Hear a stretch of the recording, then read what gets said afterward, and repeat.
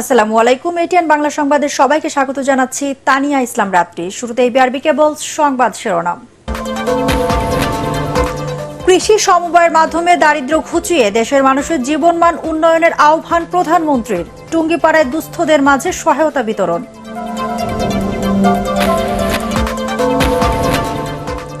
BNP আবারও সন্ত্রাসী কর্মকাণ্ডের পায়তারা চালাচ্ছে, অভিযোগ আওয়ামী লীগের। সরকারের জনসমর্থন এখন শূন্যের কোঠায়, দাবি বিএনপির।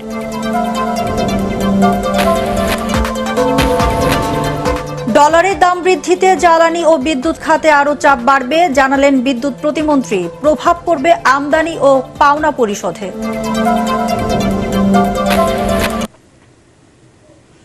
শুনছিলেন বিআরবি কেবল সংবাদ শিরোনাম। সংবাদে এছাড়াও থাকছে ডক্টর মাহফুজুর রহমানের কুষ্টিয়ায় বাউল সম্রাট লালন শাহের মাজার পরিদর্শন নিয়ে প্রতিবেদন।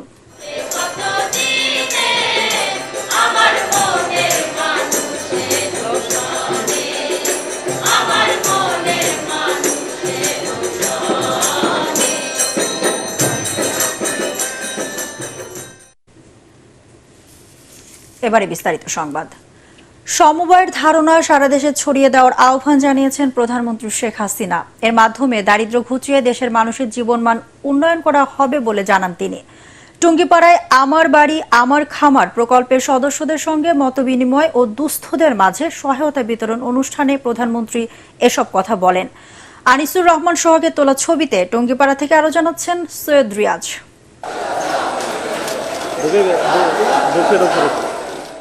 একদিনের ব্যক্তিগত সফরে রাজধানী থেকে সড়ক পথে গোপালগঞ্জের নিজের নির্বাচনী এলাকায় পৌঁছান প্রধানমন্ত্রী শেখ হাসিনা। টঙ্গিপাড়ায় পৌঁছে জাতির পিতা বঙ্গবন্ধুর সমাধিসৌধে শ্রদ্ধা জানান প্রধানমন্ত্রী। পরে ছোট বোন রেহেনা, দলীয় নেতাকর্মী ও স্বজনদের সাথে নিয়ে দোয়ায় অংশ নেন তিনি। প্রধানমন্ত্রী শেখ হাসিনা টঙ্গিপাড়ায় নিজের জমি দুস্থদের দিয়ে শুরু করেছেন সমবায় সমিতি। এসব সুবিধাভোগীদের নিয়ে উপজেলা আওয়ামী লীগ কার্যালয়ে মত বিনিময় করেন তিনি। এ সময় ব্যক্তিগত তহবিল থেকে সুবিধা বঞ্চিতদের মধ্যে সেলাই মেশিন, কৃষি ও শিক্ষা উপকরণ এবং নগদ অর্থ বিতরণ করেন প্রধানমন্ত্রী। এর আগে প্রধানমন্ত্রী বলেন, সমবায়ের মাধ্যমে দারিদ্র্য বিমোচন করে মানুষের জীবনমান উন্নয়ন করা তার সরকারের অন্যতম লক্ষ্য। সারা দেশে সমবায়ের ধারণা ছড়িয়ে দিয়ে কৃষি উৎপাদন বাড়িয়ে স্বনির্ভর বাংলাদেশ গঠনের তাগিদও দেন তিনি। এই সমবায়ের মাধ্যমে প্রত্যেকটা পরিবারকে যে সহযোগিতা করব, সেটা থেকে যে উৎপাদন হবে, সেই উৎপাদন থেকে কেউ যদি 100 টাকা জমাতে পারে, তাহলে সরকারের কাছ থেকে আরও 100 টাকা দেয়া হবে 2 বছরের জন্য। সেটা জমা হবে তার মূলধন হিসেবে। এবং আমি এর জন্য একটা ব্যাংক তৈরি করেছি, পল্লী সঞ্চয় ব্যাংক। এই পল্লী সঞ্চয় ব্যাংকে এটা থাকবে এবং পল্লী সঞ্চয় ব্যাংকের আস্তে আস্তে প্রকল্প থেকে যারা একটু স্বাবলম্বী হয়ে ওই পল্লী সঞ্চয় ব্যাংকেই তাদের টাকা থাকবে, সেটাই তার মূলধন হিসেবে তিনি যে ব্যবসা বাণিজ্য যেটাই করেন, হাঁস মুরগি পালন বা চাষ করা বা হাতে সেলাই করা, যে কাজ যে পারবে সেই কাজ করে ওই ব্যাংকের থেকেই টাকা নেবেন এবং কাজ করবেন, আবার ব্যাংকে লোন শোধ দেবেন। প্রত্যেকটা পরিবার যেন স্বাবলম্বী হয় এবং দারিদ্র্য থেকে মুক্তি পায়, সেটা লক্ষ্য রেখেই এই ক্ষুদ্র সঞ্চয়ের এই পরিকল্পনা আমি নেই এবং সেটা আমরা বাস্তবায়ন শুরু করি। দেশের সব শ্রেণী পেশার মানুষের উন্নয়নে তার সরকার কার্যকর পদক্ষেপ নিয়েছে উল্লেখ করে প্রধানমন্ত্রী বলেন, বয়স্ক এবং দুস্থদের জন্য পেনশন স্কিম চালুর সাথে সাথে যুবকদের উদ্যোক্তা হিসেবে গড়ে তোলার পরিকল্পনা নিয়েছে সরকার। সার্বজনীন পেনশন স্কিমও আমি এভাবে করেছি, যারা একটু অর্থশালী তারা 5,000 টাকা করে রাখতে পারবে প্রতি মাসে এবং 20 বছর বা 30 বছর বা 40 বছর পর থেকে কিন্তু এই পেনশনের টাকা তুলতে পারবেন। তাতে যারা বেশি টাকা রাখবেন একটু বেশি টাকাই তুলতে পারবেন, সেটাও দেওয়া আছে। আবার প্রবাসী যারা কাজ করে বিদেশে, তাদের জন্য একটা স্কিম আছে, তারাও সেখানে কেউ 2,000 টাকা বা 3,000 টাকা রাখতে পারে। কাজে এইভাবেই আমি শুধু বর্তমানে না, ভবিষ্যতে আমাদের মানুষের জীবন যাতে সুরক্ষিত থাকে এবং এই বয়স হয়ে গেলে কারোর উপর মুখোপেক্ষি যাতে না হতে হয়, তার জন্য এই ব্যবস্থা করেছি। 2041 সালের মধ্যে স্মার্ট বাংলাদেশ গড়ে তোলা হবে জানিয়ে সরকার প্রধান বলেন, সেদিন সফল সৈনিক হবে আজকের যুবকরা। সৈয়দ রিয়াজ, এটিএন বাংলা, টঙ্গিপাড়া, গোপালগঞ্জ। নির্বাচন ঠেকানোর আন্দোলনে ব্যর্থ হয়ে বিএনপি আবারও সমাবেশের নামে সন্ত্রাসী কর্মকাণ্ডের পায়তারা চালাচ্ছে বলে অভিযোগ করেছেন আওয়ামী লীগ সাধারণ সম্পাদক ওবায়দুল কাদের। শুক্রবার রাজধানীর বঙ্গবন্ধু অ্যাভিনিউতে দলের কেন্দ্রীয় কার্যালয়ে যৌথ সভায় তিনি একথা বলেন। মুসলিম সেন্টিমেন্ট বিএনপির বিরুদ্ধে চলে যাচ্ছে জেনেও যুক্তরাষ্ট্রকে খুশি রাখতে গাজায় ইসরায়েলি বর্বরতার বিষয়ে দলটি মুখ খুলছে না বলে মন্তব্য করেন ওবায়দুল কাদের। মিজান শাহজাহানের রিপোর্ট। 17 মে প্রধানমন্ত্রী শেখ হাসিনার স্বদেশ প্রত্যাবর্তন দিবস উদযাপন ও শনিবার মোহাম্মদপুরে শান্তি সমাবেশ সফল করতে কেন্দ্রীয় কার্যালয়ে যৌথ সভা করেন আওয়ামী লীগ ও সহযোগী সংগঠনের শীর্ষ নেতারা। আমাদের পরবর্তী নিয়োগ করে আমরা লড়ব শেখ হাসিনার নেতৃত্বে। এ সময় আওয়ামী লীগ সাধারণ সম্পাদক ওবায়দুল কাদের বলেন, পরাজয়ের আতঙ্ক থেকেই উপজেলা নির্বাচন বর্জন করছে বিএনপি। সরকার পতনের আন্দোলনে ব্যর্থ হয়ে দলটি আবারও সমাবেশের নামে সন্ত্রাসী কর্মকাণ্ডের পায়তারা চালাচ্ছে বলে অভিযোগ তার। আওয়ামী লীগ পালিয়ে যাওয়ার রাজনীতি করে না বলে মন্তব্য করে তিনি বলেন, বিএনপিরই এমন অনেক উদাহরণ রয়েছে।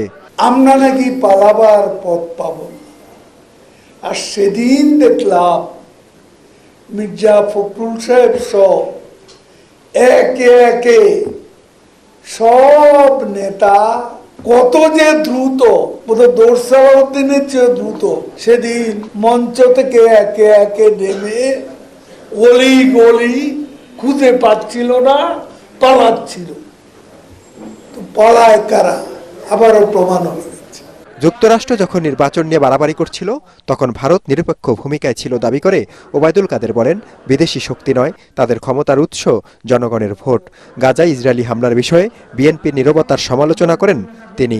মির্জা ফখরুল চেয়ারম্যানের সাথে লন্ডনে যখন যে শেখ হাসিনা ফিলিস্তিনিদের পক্ষে এত সোচ্চার, এখানে মুসলিম সেন্টিমেন্ট তারা নিয়ে যাচ্ছে, আমরা কিছু বলতে পারছি না, তখন সে বলে, তারেক রহমান, আমাদের ক্ষমতার দরকার, ক্ষমতার জন্য আমেরিকাকে দরকার, ফিলিস্তিন দিয়ে আমরা ক্ষমতা আসতে পারবো না। বিএনপির সমাবেশের দিন আওয়ামী লীগের পাল্টা শান্তি সমাবেশের বিষয়ে সমালোচনার জবাব দেন দলের সাধারণ সম্পাদক। তিনি বলেন, বিএনপির সমাবেশ মানেই রক্তপাত, আইন শৃঙ্খলা রক্ষাকারী বাহিনীর সদস্যদের উপর হামলা, তাই মাঠ খালি রেখে ঘরে বসে থাকবে না আওয়ামী লীগ। বিএনপি সমাবেশ মানে পুলিশকে পিটিয়ে হত্যা। মিজান শাহজাহান, এটিএন বাংলা, ঢাকা। উপর নির্যাতন। আওয়ামী লীগের জনসমর্থন শূন্যের কোঠায় তা উপজেলা নির্বাচনে প্রমাণিত হয়েছে দাবি করে বিএনপি নেতারা বলেছেন, ভারতের সহায়তায় সরকার বেশি দিন ক্ষমতায় টিকে থাকতে পারবে না। শুক্রবার বিকালে নয়াপল্টন দলের কেন্দ্রীয় কার্যালয়ের সামনে সমাবেশে তারা বলেন, আওয়ামী লীগের রিমোট কন্ট্রোল ভারতের হাতে, তাই বাংলাদেশের স্বাধীনতার সার্বভৌমত্ব কাঁটাতারে ঝুলছে। জেল জুলুম করে আন্দোলন দমানো যাবে না বলেও হুঁশিয়ার দেন বিএনপি নেতারা। কামরুজ্জামান রাজীবের রিপোর্ট। দলের চেয়ারপারসন বেগম খালেদা জিয়ার নিঃশর্ত মুক্তি ও সুচিকিৎসা এবং কারাবন্দী নেতাকর্মীদের মুক্তির দাবিতে নয়াপল্টনে এই বিক্ষোভ সমাবেশ করে মহানগর দক্ষিণ বিএনপি। এতে অংশ নিয়ে দলের সিনিয়র নেতারা অভিযোগ করেন, আওয়ামী লীগ সাধারণ মানুষের কথা চিন্তা করে না, নিজেদের পকেট ভারী করতে ব্যস্ত। নিত্যপণ্যের লাগামহীন মূল্য বৃদ্ধিতে মানুষের জীবন যখন দুর্বিষহ, তখন ডলারের মূল্য বৃদ্ধি করে সরকার মানুষকে চরম বিপদে ফেলেছে বলে দাবি করেন তারা। তাহলে আপনি সচ্ছল করছেন তো ভারতের ব্যবসায়ীদেরকে, আপনার ঘনিষ্ঠ লোকদেরকে, তাদেরকে আপনি সচ্ছল করছেন। বাংলাদেশের মানুষকে তো আপনি সচ্ছল করছেন কোথায়? তারেক রহমানের দলের নেতা, তারেক রহমানের নেতৃত্বে আন্দোলন হচ্ছে। ইনশাআল্লাহ তারেক রহমানের নেতৃত্বে আন্দোলনের মধ্য দিয়ে এই শেখ হাসিনাকে আমরা উৎখাত করব। জেল জুলুম করে সরকার পতনের আন্দোলন দমানো যাবে না দাবি করে বিএনপির নেতারা বলেন, জনতার দাবি আদায় না হওয়া পর্যন্ত আন্দোলন চলবে। হুঁশিয়ারি দেন, ভারতের উপর ভর করে আওয়ামী লীগ বেশি দিন ক্ষমতায় থাকতে পারবে না, জনতার আন্দোলনে সরকারের পতন হবে। আপনার রিমোট কন্ট্রোলটা কোথায়? আপনার সরকারের রিমোট কন্ট্রোলটা কারা হাতে? মোদির হাতে। কারণ যেমন কারাগারে ঝুলছিল, আজকে বাংলাদেশের স্বাধীনতার সার্বভৌমত্ব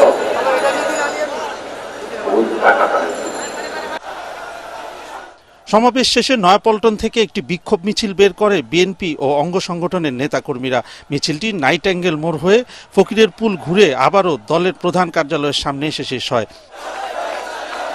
কামরুজ্জামান রাজীব, এটিএন বাংলা, ঢাকা। ডলারের দাম বৃদ্ধিতে জ্বালানি বিদ্যুৎ খাতে চাপ বাড়বে বলে মন্তব্য করেছেন বিদ্যুৎ ও জ্বালানি প্রতিমন্ত্রী নসরুল হামিদ। এতে প্রভাব পড়বে জ্বালানি আমদানি ও বিদ্যুৎ কেন্দ্রের পাওনা পরিশোধে।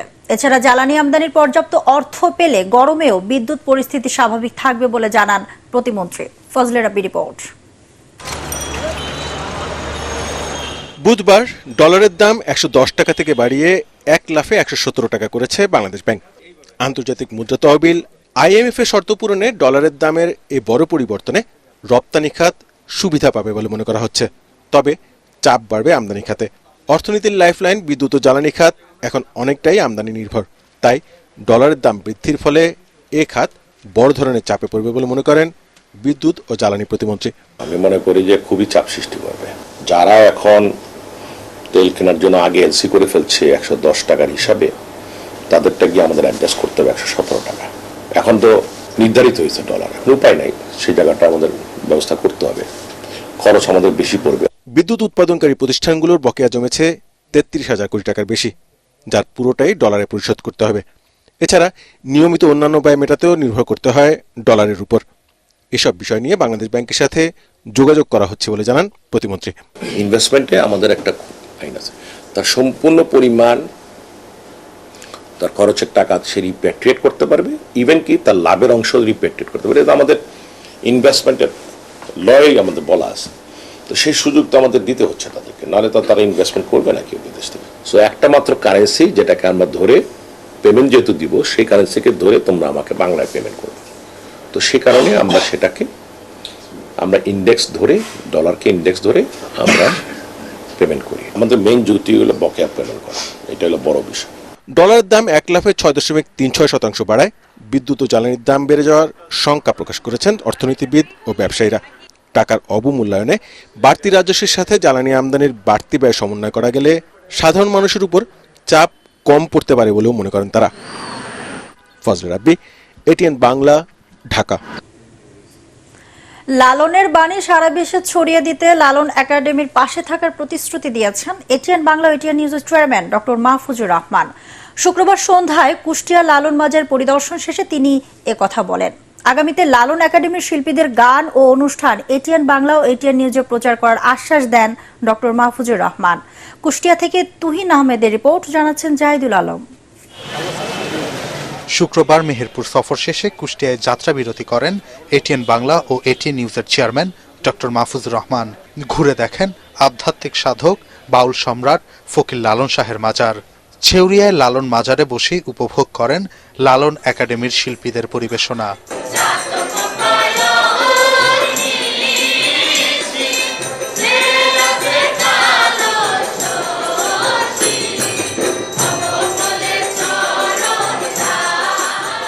ব্যস্ততার কারণে এর আগে কখনোই লালন শাহের মাজার পরিদর্শনে আসার সুযোগ হয়নি উল্লেখ করে স্বল্প সময়ের মধ্যে বাউল সম্রাটের গান পরিবেশনের জন্য শিল্পীদের ধন্যবাদ জানান ডক্টর মাহফুজুর রহমান। আমি বহুবার চেষ্টা করছিলাম যে আসবো, কিন্তু এর আগে আসা হয় নাই। তাও আজকে আমার বেশ ভালো লাগলো। এত অল্প সময়ের ভিতরে আপনারা যে পারফর্ম করলেন, দেখালেন, আমার খুব ভালো লাগছে। এ সময় লালনের বাণী সারা বিশ্বে ছড়িয়ে দিতে লালন একাডেমির শিল্পী ও কলাকুশলীদের পাশে থাকার প্রতিশ্রুতি দেন তিনি। আপনারা যদি লালনের কিছু প্রোগ্রাম যদি করতে চান, আমি এটিএন বাংলায় আপনাদের প্রোগ্রাম করাই দেব। যেটা যদি বলেন যে এখানেই শুটিং করবেন, এখানে করবেন, আমরা দল লোক পাঠাই দিব। অথবা আপনারা যদি কষ্ট করে আমাদের ঢাকার স্টুডিওতে আসেন, আমি আপনাদের জন্য প্রোগ্রাম সেট করবো। যদি চান মাঝে মধ্যে এরকম প্রোগ্রাম করতে, শুধু একদিন না, মাঝে মাঝে, কারণ পুরো বাংলাদেশ ব্যাপী লালনের অনেক ভক্ত। উপমহাদেশের প্রখ্যাত সাধক বাউল সম্রাট ফকির লালন শাহের মাজারে ডক্টর মাহফুজুর রহমানের সাথে ছিলেন তার সহধর্মিনী নাহিদ রহমান, এটিএন নিউজের নির্বাহী পরিচালক মোশাররফ হোসেন এবং তার স্ত্রী। তাদের উপস্থিতিতে আবেগে আপ্লুত হন লালন একাডেমির শিল্পী ও কলাকুশলীরা। Bureau report, ATN Bangla. অবশেষে প্রাণ ফিরে পাচ্ছে রংপুরের ঐতিহ্যবাহী শ্যামাসুন্দরী খাল। নতুন করে খাল খনন সহ দূষণ রোধে জনসচেতনতা বাড়ানোর উদ্যোগ নিয়েছে সিটি কর্পোরেশন। একযোগে খালের 5 কিলোমিটার পরিষ্কার পরিচ্ছন্ন করা সহ শ্যামাসুন্দরী পুনরুজ্জীবন ও সচল রাখার কার্যক্রম শুরু হবে আজ। রংপুর থেকে মাহবুবুল ইসলামের রিপোর্ট, জানাচ্ছেন শরীফুল ইসলাম। রংপুরের ঐতিহ্যবাহী শ্যামাসুন্দরী খাল 134 বছর আগে পুনরায় খনন করা হয়েছিল। এই খালটি উদ্দেশ্য ছিল জলাবদ্ধতা দূর এবং ম্যালেরিয়ার হাত থেকে নগরবাসীকে রক্ষা করা। অথচ মশার উৎপাদন কেন্দ্র এবং জলাবদ্ধতায় প্রতিবছর নগরবাসীকে ডুবিয়ে দিচ্ছে খালটি। নগরবাসী ময়লার ভাগাড়ে পরিণত করায় শ্যামাসুন্দরী খালের এখন মরণ দশা। এ অবস্থায় ঐতিহ্যবাহী খালটির প্রাণ ফেরাতে উদ্যোগ নিয়েছে সিটি কর্পোরেশন। বিডি ক্লিন স্বেচ্ছাসেবী যুব সংগঠন এর মাধ্যমে রংপুর সিটি কর্পোরেশনাধীন শ্যামাসুন্দরী খাল একযোগে একদিনে পরিষ্কার পরিচ্ছন্ন করার কার্যক্রম হাতে নিয়েছি। আমরা মাইকিং প্রচারের মাধ্যমে শ্যামাসুন্দরীর দুই ধারে যারা অধিবাসী আছে তাদেরকে আমরা অনুরোধ জানাবো। প্রথমে তো জরিমানার আওতায় আনা যাবে না, প্রথমে অনুরোধ জানাবো এবং এরপরে এমনই কঠিন হবে যার বাড়ির সামনে যে কেউ ফেলুক ময়লা, যার বাড়ির সামনে পাওয়া যাবে ময়লা তাকে জরিমানা করা হবে। শ্যামাসুন্দরী খালের মালিকানা রংপুর জেলা প্রশাসনের, তাই এই খালের সংস্কারে প্রশাসনের সহযোগিতা চান মেয়র। এই বার্তাটিও দিতে চাই যে ব্যুরো রিপোর্ট, এটিএন বাংলা। বার্তা আপনাদের শেরেবাংলা একে ফজলুল হকের ৬২তম মৃত্যুবার্ষিকী উপলক্ষে আলোচনা সভা, চিত্রাঙ্কন প্রতিযোগিতা ও গুণীজন সংবর্ধনার আয়োজন করল শেরেবাংলা একে ফজলুল হক গবেষণা পরিষদ। এতে প্রধান অতিথি ছিলেন সুপ্রিম কোর্টের আপিল বিভাগের বিচারপতি সিদ্দিকুর রহমান মিয়া। বিশেষ অতিথি ছিলেন এটিএন বাংলার অনুষ্ঠান ও সম্প্রচার বিভাগের উপদেষ্টা তাশিক আহমেদ। অনুষ্ঠানে সাবেক সেনাপ্রধান ও সাবেক রাষ্ট্রদূত অবসরপ্রাপ্ত lieutenant general M Harunur Rashid, সাবেক তথ্য সচিব ও বিআরটিসি চেয়ারম্যান এবং শেরেবাংলার দহিত্র সৈয়দ মারগুব মোর্শেদ অন্যান্যের মধ্যে উপস্থিত ছিলেন।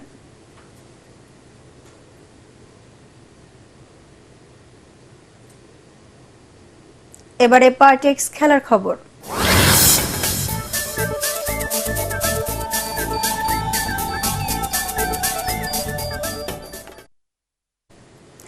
মিরপুরে সিরিজের চতুর্থ টি-20তে জিম্বাবুয়েকে 5 রানে হারিয়ে 4-0 এগিয়ে গেল বাংলাদেশ। আগে ব্যাট করে তামিম 50 করলেও ব্যাটিং ধসে 143 রানে অল আউট হয় টাইগাররা। জবাবে মোস্তাফিজ আর সাকিবের বোলিংয়ে জিম্বাবুয়ের ইনিংস শেষ হয় 2 বল বাকি থাকতে 138-এ। রিপোর্ট করছেন এসএম আশরাফ। কখনো কখনো বাংলাদেশ অবিশ্বাস্য কাণ্ড করে বসে। মিরপুরে সৌম্য সরকার আর তানজিদ হাসান তামিম উদ্বোধনী জুটিতে যা করলেন তা অনেকের কাছেই অবিশ্বাস্য মনে হতে পারে। পাওয়ার প্লের প্রথম 6 ওভারেই 57, যা এই সিরিজে সর্বোচ্চ। লিটন দাসকে বসিয়ে সৌম্যর দলে ফেরাটা যথার্থ প্রমাণ করলেন এই ওপেনার। নতুন সঙ্গীকে নিয়ে তামিম তুলে নিলেন সিরিজে তার দ্বিতীয় হাফ সেঞ্চুরি। 11 ওভারে বাংলাদেশের রান তখন 100। 9-এর উপরে রান রেট থাকা দলের সংগ্রহটা 200-র কাছাকাছি যাবে এই আশাটা করতেই পারেন সমর্থকরা, কিন্তু এর পরেই যেন ব্যাটিংয়ের সত্যিকারের চেহারাটা বের হয়ে আসলো। 108 রানে 2 ওপেনারের বিদায়ের পর ব্যাটাররা প্রতিযোগিতায় নামলেন কার আগে কে ড্রেসিং রুমে ফিরবেন। হৃদয় 12 ফর্মহীনতা ধরে রেখে শান্ত 1 রানে 10 মাস পরে আন্তর্জাতিক টি-20তে ফেরা সাকিব আউট হলেন মাত্র 1 রানে। দর্শকরা নিজের চোখকেই যেন বিশ্বাস করতে পারছিলেন না। শেষ 42 রানে 9 উইকেট হারিয়ে বাংলাদেশ অল আউট 143-এ। জবাবে মুস্তাফিজুর রহমান আর সাকিব আল হাসানের বোলিংটাই খেলতে পারল না জিম্বাবুয়ের ব্যাটাররা। 3 উইকেট নেন সাতক্ষীরা এক্সপ্রেস। সিরিজে দুর্দান্ত বোলিংয়ের ধারাবাহিকতা ধরে রেখে তাসকিন আহমেদ ফেরান 2 ব্যাটারকে। সব মিলিয়ে 8 উইকেট তুলে নেন এই পেসার। উইকেট শিকারে নেতৃত্ব দেন সাকিব আল হাসান। 35 রানে ফেরান 4 ব্যাটারকে। বাংলাদেশের নাভিশ্বাস তুলে নেওয়া ম্যাচে শেষ ওভারে 2 উইকেট তুলে নিয়ে কষ্টার্জিত জয় এনে দেন দেশের এই allrounder. SM Ashraf, ATN Bangla. শেষ করার আগে বিআরবি কেবল সংবাদ শিরোনাম আরেকবার। কৃষি সমবায়ের মাধ্যমে দারিদ্র্য ঘুচিয়ে দেশের মানুষের জীবনমান উন্নয়নের আহ্বান প্রধানমন্ত্রীর। টুঙ্গিপাড়ায় দুস্থদের মাঝে সহায়তা বিতরণ। বিএনপি আবারও সন্ত্রাসী কর্মকাণ্ডের পায়তারা চালাচ্ছে, অভিযোগ আওয়ামী লীগের। সরকারের জনসমর্থন এখন শূন্যের কোঠায়, দাবি বিএনপির।